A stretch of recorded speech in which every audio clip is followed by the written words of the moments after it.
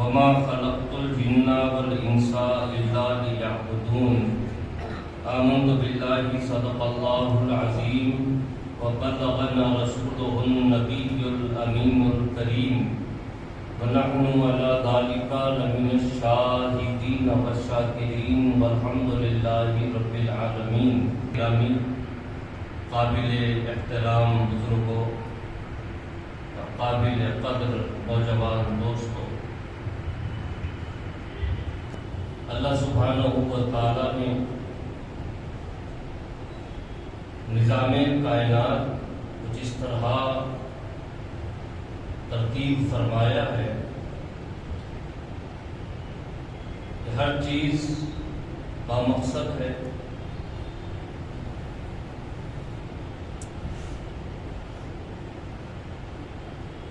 کسی نہ کسی مقصد کے تحت بنائی گئی ہے. کوئی چیز ایسی نہیں ہے کائنات میں کہ جسے ہم بے مقصد کہتے ہیں. اب ظاہر سی بات ہے جب کائنات کی ہر چیز بامقصد ہے تو ایک انسان کہ اللہ سبحانہ و تعالیٰ نے جس کو اشرف المخلوقات بنایا اور جس کے اصل کو اور جن کے باپ کو اللہ تعالیٰ نے مسجود ملائکہ بنایا، یقیناً اس انسان کی پیدائش کا مقصد اللہ نے کچھ نہ کچھ اہم رکھا ہے. اسی کو قرآن حکیم میں اللہ تعالیٰ نے واضح فرمایا کہ وَمَا خَلَقْتُ الْجِنَّ وَالْإِنسَ إِلَّا لِيَعْبُدُونَ، اور ہم نے انسانوں اور جنوں کو پیدا نہیں کیا مگر اپنی عبادت کے لیے. اس کی ترجمانی ہوگی اور ہم نے انسانوں اور جنوں کو اپنی عبادت کے لیے پیدا فرمایا. عزیزان گرامی، اللہ تعالیٰ نے جب ارادہ فرمایا انسان کی پیدائش کا تو فرشتوں کے درمیان اللہ تعالیٰ نے اپنی مشیت کا اظہار فرمایا. تو فرشتوں نے عرض کیا کہ مولا تعالیٰ کیا تو زمین پہ اس مخلوق کو پیدا فرمائے گا جو زمین میں فتنہ و فساد پھیلائے گا. تو اللہ سبحانہ و تعالیٰ نے فرشتوں سے خطاب فرمایا کہ فرشتوں، میں جو جانتا ہوں وہ تم نہیں جانتے. اس کے ذریعے اللہ تعالیٰ نے یہ واضح فرمایا کہ کچھ ایسے بندے ہیں کہ جن کی عبادت، جن کی ریاضت، جن کی محنت، جن کی مشقت، جن کا تقویٰ، جن کا توکل اس معیار کا ہوگا، اس بلندی پر ہوگا کہ میں جس مقصد کے لیے انسان کو پیدا کر رہا ہوں وہ اس مقصد کو پورا کریں گے. تو عزیزان گرامی، وہ جماعت اولیاء ہے.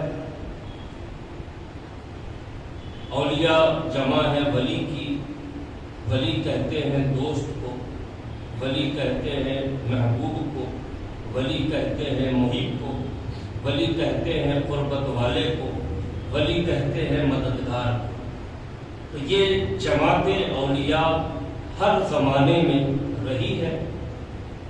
پیغمبر کوئی ہو، امت کوئی ہو، قوم کوئی ہو، اللہ تعالیٰ نے ہر قوم میں، ہر امت میں اپنے اولیاء کو رکھا ہے.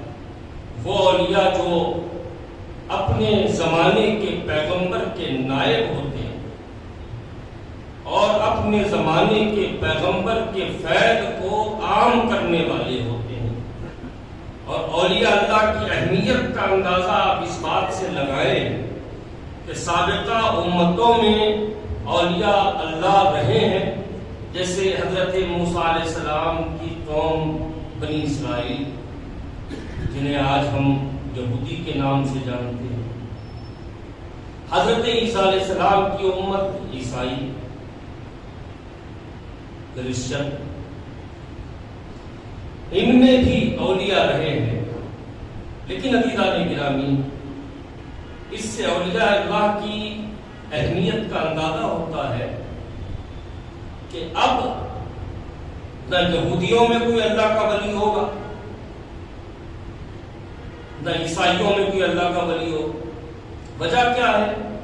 وجہ یہ ہے کہ اولیاء اللہ در حقیقت اپنے پیغمبر کے فیضان کو عام کرنے والے ہوتے ہیں۔ جب اس پیغمبر کا زمانہ ختم ہوا تو ظاہر سی بات ہے اب اس پیغمبر کے فیضان کو عام کرنے والوں کی بھی ضرورت نہیں رہی، چونکہ حضرت موسیٰ علیہ السلام کے بعد حضرت عیسیٰ علیہ السلام ہے، عیسیٰ علیہ السلام کے بعد آپ کے ہمارے آقا حضور صلی اللہ علیہ وآلہ وسلم کی جلوہ گری ہوئی۔ تو اب یہودیوں میں بھی اللہ کے ولی رہے ہیں، عیسائیوں میں بھی اللہ کے ولی رہے ہیں، لیکن اب نہ موسیٰ علیہ السلام کا زمانہ رہا، نہ عیسیٰ علیہ السلام کا زمانہ رہا، بلکہ زمانہ پاک مصطفیٰ ہو گیا۔ اب نہ اس میں ولی ہوں گے نہ اس میں ولی ہوں گے، ولی ہوں گے تو امت مصطفیٰ میں ہوں گے۔ تو اولیاء اللہ کی عظمت کا اور ان کی اہمیت کا اندازہ ہمیں اس بات سے لگتا ہے کہ در حقیقت یہ جماعت اولیاء اس بات کا ثبوت ہوتی ہے کہ ابھی پیغمبر کا زمانہ چل رہا ہے۔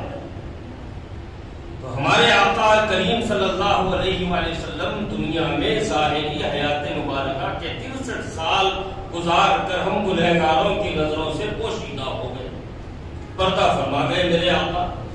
اب میرے آقا صلی اللہ علیہ وآلہ وسلم کے وصال ظاہری کے بعد سے سلسلے اولیاء چلا ہے، چل رہا ہے، چلتا رہے گا۔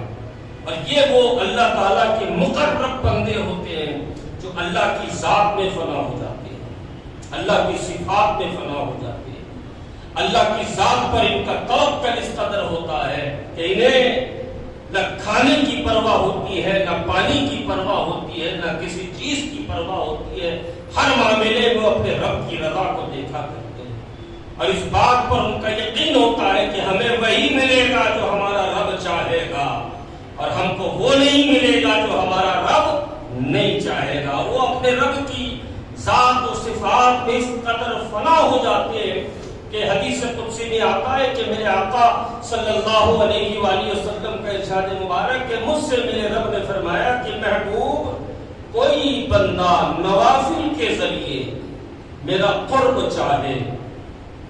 عزیزان گرامی، قابل غور بات ہے، سب سے پہلے کیا ہوتا ہے؟ فرض ہوتا ہے، اس کے بعد جو درجہ ہے وہ سنت کا درجہ ہے، اس کے بعد جو درجہ ہے وہ نفل کا درجہ ہے۔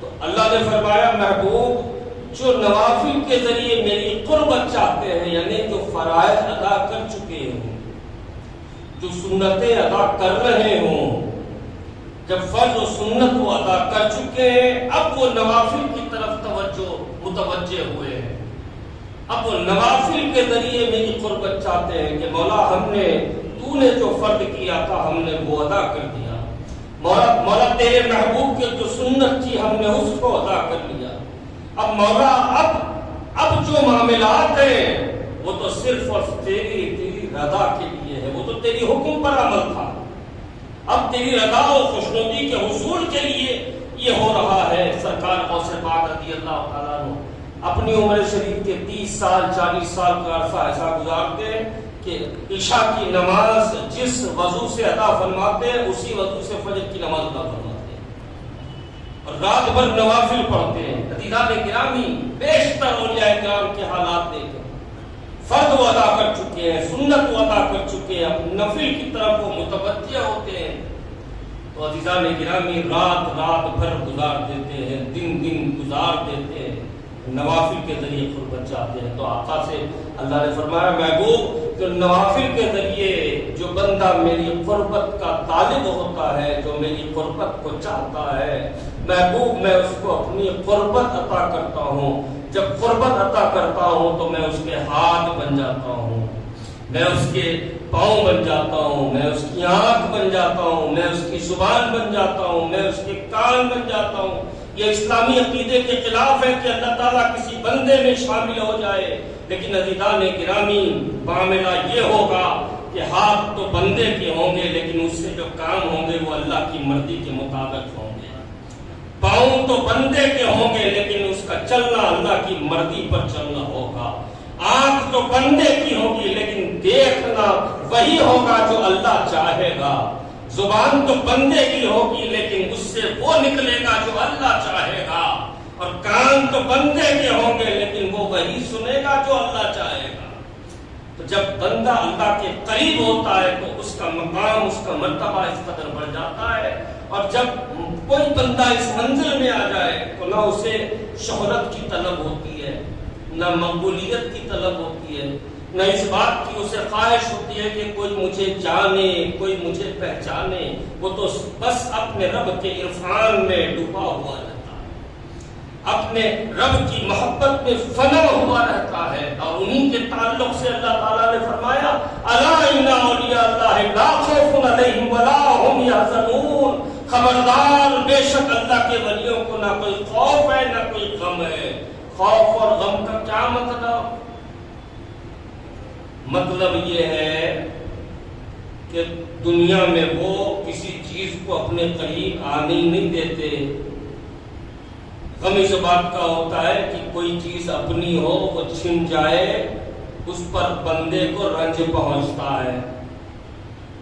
اور خوف ان کا زندگی میں کوئی ایسا عمل ہی نہیں ہوتا کہ ان کو اس بات کا ڈر لگا ہو کہ قیامت میں ہمارے ساتھ کیا ہوگا. وہ بے پرواہ ہو جاتے ہیں، اللہ کی محبت میں اس قدر اپنے آپ کو گم کر دیتے ہیں کہ اب کوئی عمل ان کا عمل نہیں ہوتا. ان کا عمل وہی ہوتا ہے جو اللہ چاہتا ہے، ان کی فکر وہی ہوتی ہے، ان کی سوچ وہی ہوتی ہے جو اللہ کی رضا کے راستے پر انہیں ڈالی ہوئی ہوتی ہے. تو عزیزان گرامی، یہ جماعت اولیاء اس بات کا ثبوت ہے کہ آج بھی ہمارے آقا صلی اللہ علیہ وسلم کا زمانے پاک جاری و ساری ہے. میرے آقا صلی اللہ علیہ وسلم کے فیضان آج بھی جاری ہے اور اسے تقسیم کرنے والے اولیاء ساری دنیا میں پھیلے ہوئے ہیں. اور یہ وہ لوگ ہیں جن کی برکتوں سے بارش برسا کرتی ہے، یہ وہ لوگ ہیں جن کی برکتوں سے زمین سے اناج اگا کرتا ہے، یہ وہ لوگ ہیں جن کی وجہ سے لوگ امن و سکون کی زندگی گزارتے ہیں. تو یہ جماعت اولیاء ہے. عزیزان گرامی، یہ اسلام کے محسنین ہیں اور اسلام کی تعلیمات کو علاقے علاقے تک پہنچانے میں انہوں نے بڑا نمایاں کردار ادا کیا ہے. لوگوں کو دین اسلام کے نور سے منور کیا ہے. بندگان خدا کو جو بچھڑے ہوئے تھے، بھٹکے ہوئے تھے، راستے گمراہ ہو چکے تھے، انہیں راہ راست پر لا کر اپنے رب سے ملایا ہے، اپنے رب کا عرفان دیا ہے. تو یہ ساری دنیا میں اولیاء کرام پھیلے ہوئے ہیں. عزیزان گرامی، ہمارا اپنا شہر حیدرآباد ہے. اب حیدرآباد جو نام ہے اس کے مختلف لوگ مختلف وجوہات بتاتے ہیں، لیکن حقیقت یہ ہے کہ ہمارا شہر حیدر کرار کے نام نامی اس میں گرامی سے منسوب ہے. دراصل مولائے کائنات کا فیضان اس قدر اس شہر پر عام ہے کہ ہمارے علاقے کے، ہمارے شہر کا کوئی محلہ ایسا نہیں ہے جہاں کوئی اللہ کا ولی آرام فرمانا ہو رہا ہو. اور یہ ہمارے شہر کی خصوصیت ہے عزیزان گرامی کہ ہمارے شہر کے محلے بھی اولیاء اللہ کے ناموں سے منسوب ہیں. اور زیادہ تر ہمارے شہر کے جو محلے ہیں ان محلوں کے نام مولائے کائنات کے نام پر رکھے گئے. عزیزان گرامی، اس شہر میں بے شمار اولیاء کرام ہیں اور ان اولیاء کرام میں ایک مقام امتیاز پر فائز ایک اللہ کے ولی کا ذکر میں آپ حضرات کے سامنے کرنے کی کوشش کروں گا. اللہ تعالیٰ آپ کو ہم کو فیضان اولیاء میں رکھے، اولیاء اللہ کے فیضان کو آپ پر ہم پر جاری و ساری فرمائے.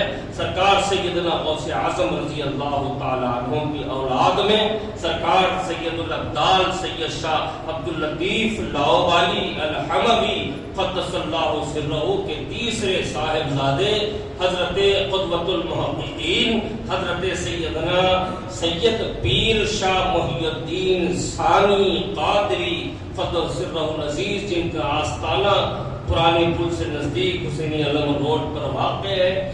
عزیزان گرامی، سرکار غوث پاک رضی اللہ تعالیٰ عنہ کی یہ مستند ترین اولاد ہے اور آپ کی ولادت باسعادت قمر نگر جو اس وقت کرنول کے نام سے پہچانا جاتا ہے، اس قمر نگر میں آپ کی ولادت باسعادت ہوئی. اور جب آپ کی ولادت باسعادت ہوئی عزیزان گرامی، تو آپ کو آپ کے والد گرامی سید الابدال سید شاہ عبد اللطیف لاہوری الحموی رضی اللہ تعالیٰ عنہ کی خدمت میں پیش کیا گیا. والد گرامی نے آپ کے کان میں اقامت کہی، تکبیر کہی، اور پھر گود میں لے کر چہرے مبارک کو دیکھتے فرمایا کہ یہ میرا بیٹا محی الدین ہے اور 40 سال میں قطبیت کے مقام پر فائز ہوگا. یہ ولی باکمال کی بشارت تھی کہ آپ میں بچپن ہی سے ولایت کے آثار تھے. اور عزیزان گرامی ابھی 7 سال کی عمر شریف تھی. مدرسہ گئے، مدرسے سے واپس آ رہے ہیں، آپ کے دولت خانے کا ایک حصہ تعمیر ہو رہا تھا اور چھت لگائی جا رہی تھی. لیکن ہوا یہ کہ اس دور میں جو جس قسم کی بھی قبیلی ہوا کرتی تھی، وہ قبیلی کم پڑ رہی تھی اور مزدور اس قبیلی کو رکھے سوچ رہے تھے کہ اس کو کیسے لگایا جائے. آپ مدرسے سے واپس آئے اور مدرسے سے واپس آ کے مزدوروں سے پوچھا کہ کیا بات ہے.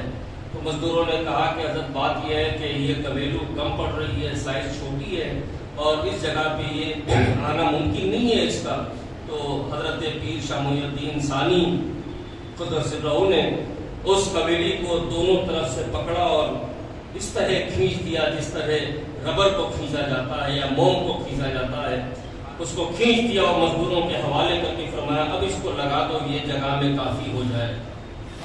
جب آپ کی اس کرامت کا کی اطلاع آپ کے والد گرامی حضرت سید الابدال کو ہوئی تو آپ نے فرمایا کہ محی الدین کے آثار بتا رہے ہیں کہ وہ زیادہ دن ہمارے ساتھ نہیں رہنے والا. اور کچھ دن کے بعد حضرت سید الابدال سید عبد اللطیف لاہوری کچھ عرصے کے بعد آپ کا وصال ہوا. اور جیسا آپ کے والد نے فرمایا تھا، آپ حیدرآباد تشریف لائے اور حیدرآباد کے باہر کے علاقے میں آپ نے قیام فرمایا. ساتھ میں فقراء ہیں. عزیزان گرامی، لوگ جوب در جوب آپ کی خدمت میں حاضر ہونے لگے. پھر ایک دن اللہ تعالیٰ کا حکم ہوا، کیونکہ اللہ کا جو ولی ہوتا ہے، اللہ کی محبت میں جو فنا ہونے والا رہتا ہے، وہ تو اس کی اپنی مرضی کا کچھ کام نہیں کرتا.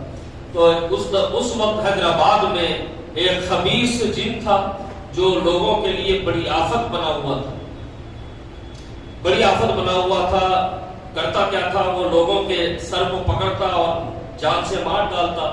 اور ایک حسینی علم میں ایک بولی تھی، اس بولی میں وہ ساری لاشیں جمع کرتا رہتا کہ اس بتایا جاتا ہے کہ وہ بولی ہڈیوں کے ڈھانچوں سے بھر گئی تھی. جب حضرت کو حکم ہوا، حضرت فقراء کے ساتھ آئے اور اسی مسجد میں آپ نے قیام فرمایا جہاں سے کچھ فاصلے پر وہ خبیث جن رہا کرتا تھا.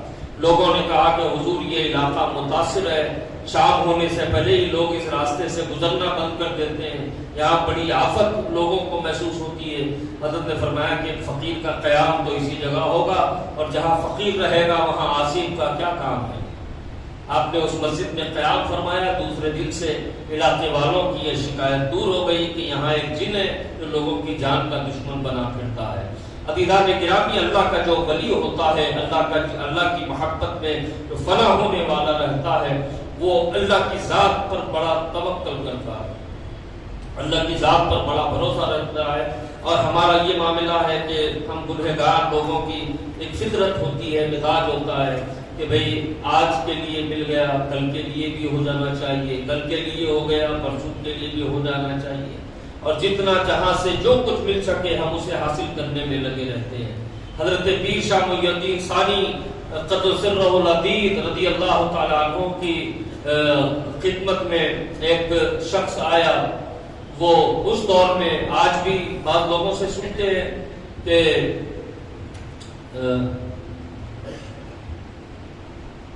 کیمیا بنانا، یعنی تانبے پیتل کو سونے میں تبدیل کر دینا، یہ آج بھی بہت بڑا فن ہے. تو اس دور میں وہ کیمیاگر حضور کی خدمت میں حاضر ہوا. عرض کیا کہ میں کیمیاگر ہوں اور مجھے ایک ترکیب مل چکی ہے کہ میں جب چاہتا ہوں تانبے اور پیتل کو جو ہے سونا بنا کے اسے خرچ کرتا ہوں، اپنی زندگی آرام سے گزارتا ہوں. اور میں چاہتا ہوں کہ چونکہ آپ درویش آدمی ہیں اور لوگ بہت سے آتے ہیں، صبح سے شام تک آپ کی خدمت میں لوگ آتے رہتے ہیں، اور بظاہر آپ کے پاس کچھ نہیں ہوتا، لیکن ان کے کھانے پینے کا بھی انتظام ہو جاتا ہے، ان کی رہائش کا بھی انتظام ہو جاتا ہے.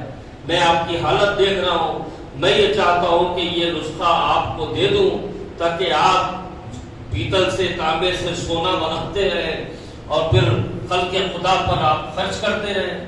تو حضرت مسکراتے ہوئے اس کی بات سنتے رہے. اس نے کہا کہ یہ نسخہ تو میں آپ کو دے دوں گا، لیکن اس سے پہلے میں ایک چیز آپ کو دیتا ہوں جو میں سونا بنا چکا ہوں. ایک بڑا ڈلہ اس نے حضرت کی خدمت میں رکھا اور فرمایا کہ یہ وہ چیز ہے جس کو میں سونے میں تبدیل کر چکا ہوں، اب اس کو آپ خرچ کریں اور یہ نسخہ میں آپ کو دے دوں گا، ترکیب بتا دوں گا، آپ اسی کے مطابق سونا بناتے رہیں. حضرت پھر بھی مسکراتے رہے. جب اس نے ڈلہ سونے کا حضرت کی خدمت میں رکھا تو حضرت نے اسے لے کر اپنے ہاتھوں میں مل دیا. اب وہ سونا نہیں رہا بلکہ پھر پیتل اور تانبے کی شکل میں آ گیا. تو اس کو بڑا غصہ آیا کہ میں نے بڑی محنت سے، بڑی مشقت سے اتنا سب میں نے سونے میں تبدیل کیا، میں نے تانبے اور پیتل کو، اور آپ نے اس طرح اس کو غارت کر دیا.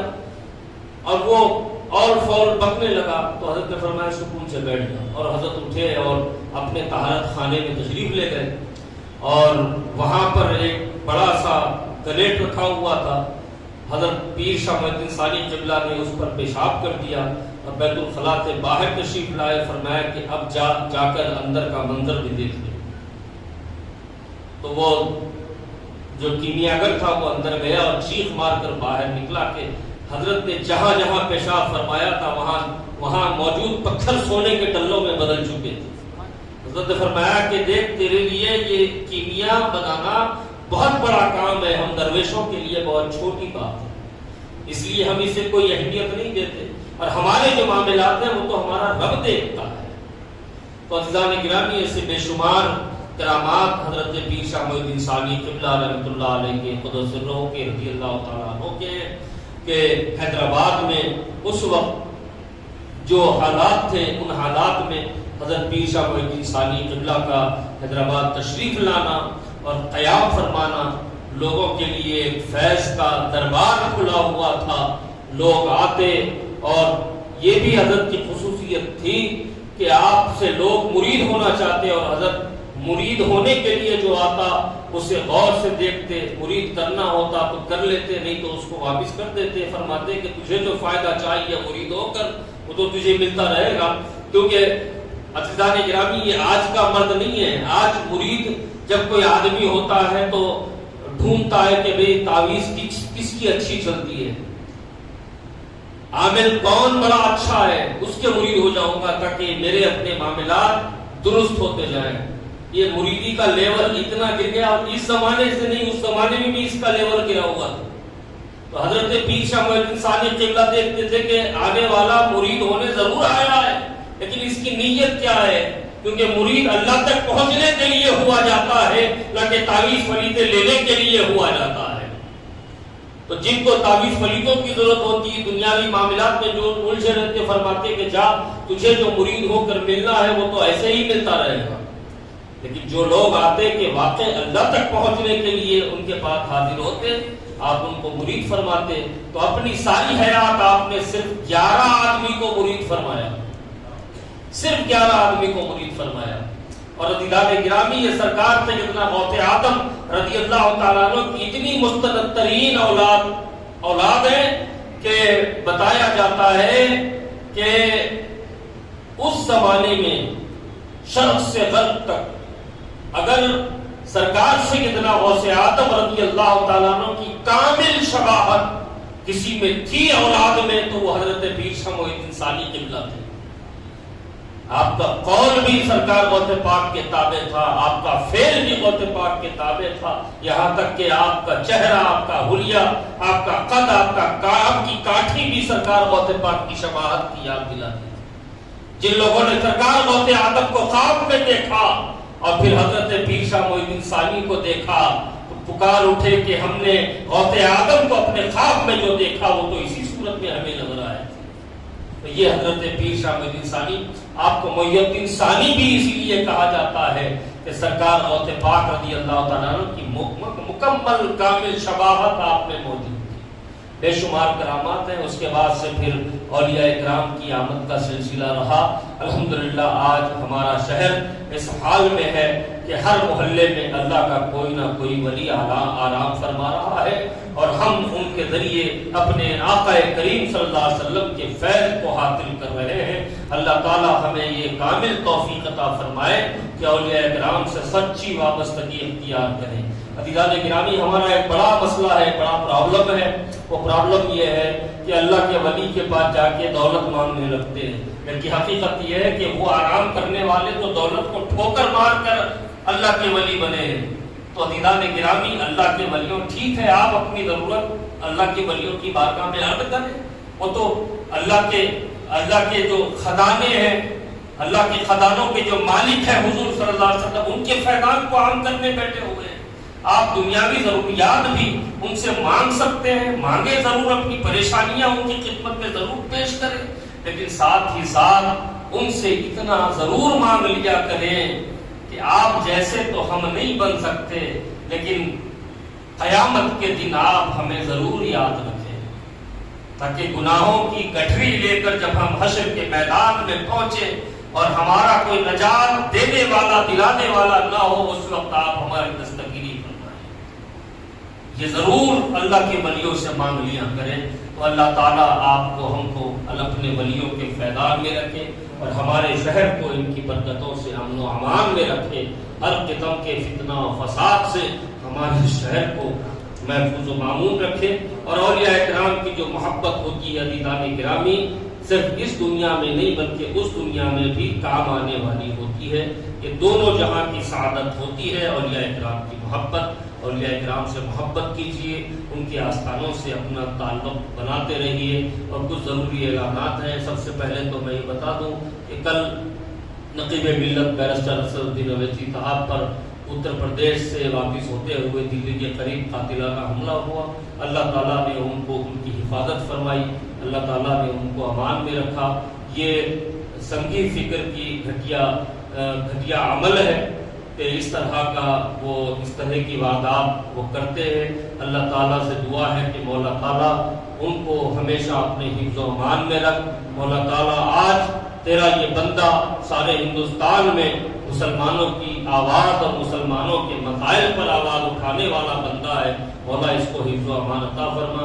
عزیزان گرامی، یہ دعا میں اپنے قریبی تعلقات کی بنا پر نہیں کر رہا ہوں، بلکہ حقیقت یہ ہے کہ ہندوستان بھر میں مختلف ریاستوں میں مختلف شہروں میں اس فقیر کا جانا آنا ہوتا ہے، اور وہاں مسلمان جن حالات سے گزر رہے ہیں، جن مسائل میں وہ گرفتار ہیں اور جن مسائل میں وہ گرفتار ہیں، ان پر حقیقی انداز میں کوئی اگر آواز آج اٹھا رہا ہے تو اس آواز کا نام بیرسٹر اسد الدین اویسی ہے۔ اللہ تعالیٰ ان کی عمر میں دراز کی عطا فرمائے، اور ان پر جو حملہ ہوا ہے اس کی جتنی مذمت کی جائے کم ہے۔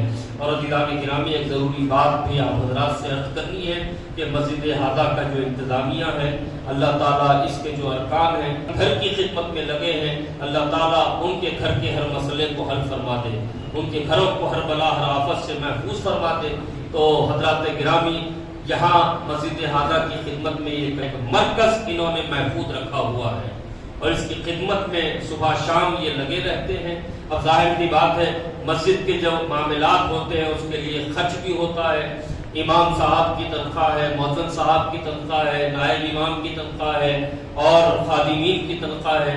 یہ تنخواہیں ماشاءاللہ مجھے ان کے بجٹ کا بھی اندازہ ہے کہ قریب 90 سے 1 لاکھ روپے کا خرچہ ماہانہ اس مسجد کا انتظامیہ کی جانب سے خرچ ہوتا ہے، اور مسجد کے خدمت کرنے والوں میں اس کی تقسیم ہوتی ہے۔ اللہ تعالیٰ اس میں برکت عطا فرمائے، اور اس میں آپ حضرات کے تعاون کی شدید ضرورت ہے۔ زیادہ سے زیادہ اس مسجد کے معاملات میں آپ حضرات اپنے جائز و حلال رقم کے ذریعے تعاون کریں، تاکہ مسجد کی خدمت کرنے والوں کو کوئی دشواری پیش نہ آئے۔ اللہ تعالیٰ آپ کے بھی مال میں برکت عطا فرمائے، اور آپ کو ہم کو یہ توفیق عطا فرمائے کہ زیادہ سے زیادہ اللہ کے گھروں کی خدمت میں ہم لگے رہیں۔ اور عزیزان گرامی ایک اور بات، میں ابھی وحید صاحب یہاں بیٹھے ہوئے ممشاد صاحب ایک مسئلہ آپ سے پوچھنا ہے، وہ یہ ہے کہ میں کیا مؤذن صاحب کو جانی ماز نام لے رہا ہوں، برا مت مانیے گا، جانی ماز کا تحفہ میں دے سکتا ہوں کیا؟ تو میں نے ان سے پلٹ کے کہا کہ بھئی کتنے جانی ماز مؤذن صاحب امام صاحب لے کر کیا کریں گے، کہاں رکھیں گے؟ اس سے بہتر یہ ہے کہ آپ کچھ نقد رقم جن کی خدمت آپ کرنا چاہتے ہو جانمات کے ذریعے، نقد رقم کے ذریعے آپ ان کی خدمت کر دیں، تاکہ ان کی اپنی گھر گھرستی ہے اور ان کے اپنے معاشی مسائل ہیں، ان میں آپ معاون و مددگار ہوں۔ یا پھر ٹھیک ہے کوئی کپڑا ہی بنا دیں انہیں تاکہ وہ ان کے استعمال میں آ سکے۔ تو حضرات گرامی، امام ہو یا مؤذن ہو یا خادم ہو، ان کے درجے بڑے ہیں۔ امام جو ہے یہ 5 وقت میں اللہ کی بارگاہ میں جب آپ کھڑے ہوتے ہو تو آپ کی نمائندگی کرنے والا، آپ کی امامت کرنے والا یہ ہوتا ہے۔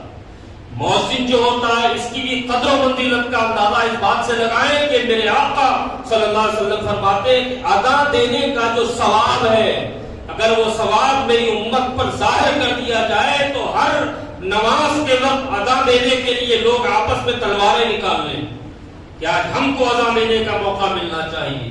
تو یہ مؤذن کا معاملہ اور خادم کا معاملہ، عزیزان گرامی، یہ اللہ کا گھر ہوتا ہے، ہمارے گھروں سے بڑا عظمت والا گھر ہے یہ۔ یہاں جو خادم ہوتے ہیں یہ آپ کے ہمارے گھروں کے ملازم کی طرح نہیں ہوتے۔ روایات میں آیا کہ کوئی مسجد میں سے ایک تنکا، کچرے کی شکل کا جو تنکا پڑا ہوتا ہے، وہ تنکا اٹھا کر باہر پھینک دیتا ہے، اللہ اس کے لیے جنت میں گھر بنا دیتا ہے۔ تو صرف خادمین کی ذمہ داری نہیں بلکہ مصلیوں کی بھی ذمہ داری ہوتی ہے کہ اگر وہ کوئی ایسی چیز دیکھ لیں جو مسجد میں نہیں ہونی چاہیے، خادم کا انتظار نہ کریں، خود سے بھی اس خدمت میں لگ جائیں تاکہ اللہ اس کا رسول راضی ہو جائے۔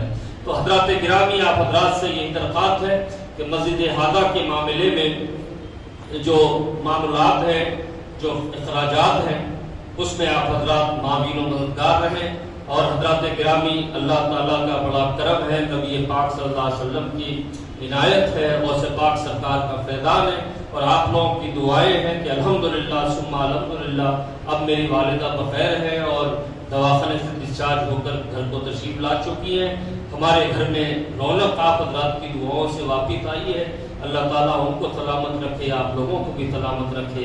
وآخر دعوانا الحمدللہ رب العالمین۔